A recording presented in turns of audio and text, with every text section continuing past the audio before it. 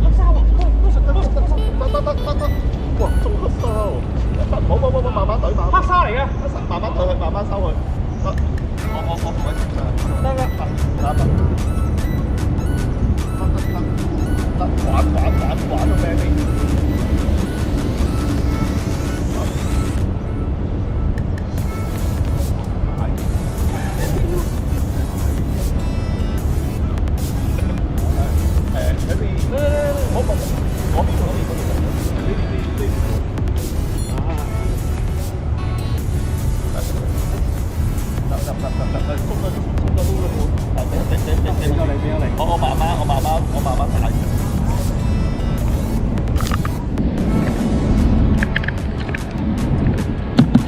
啲黑沙嚟，哇！呢度有根。喂，直頭咧，你攞個打水袋。阿 Tommy 啱啱嚟咗冇幾耐，佢哋開始打粉，而且佢打粉嘅時候幫我打埋添。大概釣咗10零分鐘左右，之後就釣咗條黑沙。打粉嘅效果真係唔同啲。呢一條又係我用佛仔第一次中嘅黑沙，我又多一張新郵票。春天呢個時間都比較多魚仔，我發覺下面都好多魚食鯉，不過就好難釣到佢哋。最後我哋發現原來佢哋係啲油蠟或者係啲透明梭螺。如果仲係咁多啲魚花食鯉嘅話，我哋要釣到啲目標魚嘅機會率應該相對比較低。我用佛仔又釣多張新郵票，就係條沙掹。喺對上2次我上東涌橋躉釣魚，喺2條影片裏邊，我收到好多觀眾嘅留言，不如我就借呢一個機會同大家一齊分享一下。問題1，有位師兄就想我去流浮山玩4匹仔釣大老鯉，我已經揾咗阿明仔帶我去流浮山玩咗1次，嗰次係釣金股。呢條片遲啲會上載。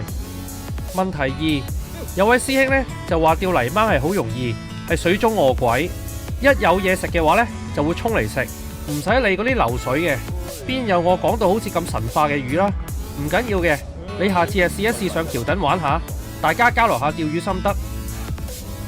問題3，另一個釣友就提出1嚿麵粉、1支手竿、孖鈎可以釣到泥鯭，仲會釣得多過我哋添。如果你係講緊喺碼頭邊或者坑渠口釣泥鯭，我係同意你嘅說法。但係如果你係用呢個方法，可以喺東涌橋躉釣到我哋嘅收穫嘅話呢，我相信應該會有好多人會請教以上嗰個高手。另外仲有一個釣友就問，可唔可以用2磅手牌呢？我睇個人要伸得好出下，因為個躉下邊係好多蠔粟，釣到魚都未必上到嚟。呢一個位置係有先天嘅不足。另外用傳統方法油炸鬼又得唔得呢？如果你買油炸鬼上嚟釣魚嘅話，最好你買多碗白粥，食完就快啲開工啦。問題4，呢一個觀眾就提出關於我嘅釣組問題。如果用佛仔竿、用馬騮釣組同埋試掛，用粒15 gram 或者20 gram 嘅子彈圓，會失去咗佛仔嘅靈敏度。另外呢位觀眾再補充，如果用粒 B4 或者 B6 嘅夾圓，靈敏度會更加好。以上嘅建議我好多謝呢位觀眾，其實我好同意嘅。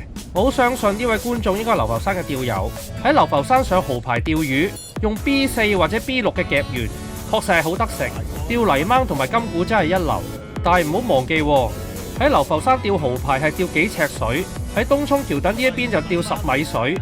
如果係完全冇流嘅話，用 B4 或者 B6 嘅夾員係完全冇問題。但係如果一有少少流嘅話， B4 或者 B6 嘅夾員，隨時我哋一放繩，可能條魚絲衝到碼頭都未到底。第5條題目，有網友就話75條就叫做高手。其實如果你係釣魚人嘅話，你應該都會知道呢個答案係乜。釣魚係講天時、地利、人和呢3樣嘢，加埋你本身嘅技術同埋運氣。而你講緊一個人釣15、16斤嘅泥鯭，其實我都見唔少前輩釣過。當時喺中環嘅卜公碼頭，啲前輩釣到都唔想要，幾多幾大條都有。問題6，關於上橋墩啲資料，由於牽涉啲個人資料問題，所以你最好都係私信我。你去 Facebook 度或者 Instagram 嗰度揾我就可以。我亦好多謝好多觀眾不斷咁支持我，但係我就好抱歉不能全部盡錄。不過我都想提醒翻一啲小部分嘅觀眾，如果你嘅留言係關於冒犯我嘅朋友，或者關於放生嘅問題嘅話，我一律會俾翻個嬲嬲豬你，我係唔會同你討論呢一個問題。今日我哋大概釣到4點零鐘就走，都已經好滿足。起碼我今日用咗支佛仔釣條黑沙啦，仲俾我釣埋條沙掹，過足手癮。呢度啲泥鯭就比較大條，今日就唔算好多條，已經夠我食好多餐。啲油臘仔雖然細條，我就攞咗返屋企，用油鹽水方法蒸咗嚟食，魚味十足，算唔錯。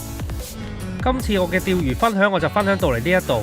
如果你都仲未訂閱我頻道嘅話，記住訂閱返我頻道喎，開埋右手邊嘅啷啷，咁我下次有新片出嘅時候就會即時通知你啦。